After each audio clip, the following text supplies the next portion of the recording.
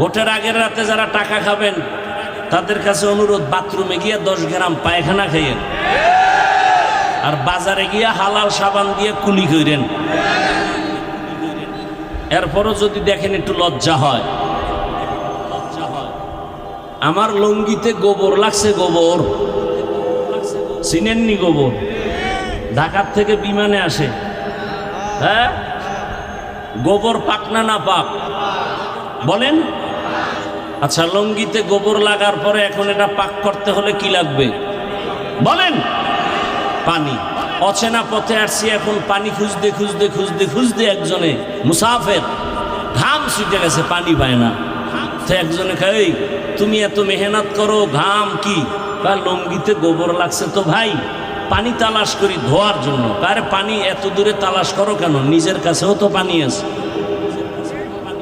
আছে না নাই? ওই পানির নাম কি বলেন? এখন ওই বোকা চিন্তা করলে এই বুদ্ধিটা তো আর আমার আগে আসে নাই। ধন্যবাদ তোমাকে। সে প্রস্রাবের পানি দিয়া গোবরকে ধুইয়া ফেললো। জানা থাকলে বলেন কি সুন্দর পরিষ্কার হলো, পবিত্র হলো। কি হলো?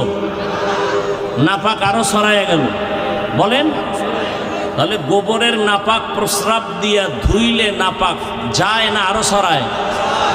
ঠিক তেমনি ভাবে একটা লোক সুদ খায়, ঘুষ খায়, মদ পান করে, নারী ধর্ষণ করে, চুরি করে, ডাকাতি করে, চান্দাবাজি ধান্দাবাজি করে, এমন একটা লোকের দেমাগ নাপাক, অন্তর নাপাক, চোখ নাপাক, ওর কলিজা নাপাক, ওর চরিত্র নাপাক। একে যদি বলেন আমাকে সমাজটারে পাক করো, ওই গোবর দিয়া গোবর প্রস্রাব দিয়ে ধুইলে যেমন নাপাক ছড়ায়, গাঞ্জাখোর সুদখোর দিয়া সমাজ পবিত্র বানাবার স্বপ্ন দেখলে সমাজ আরো নাপাক হয়। আল্লাহ হেদায়াত দান করুন, আল্লাহ হেদায়াত দান করুন।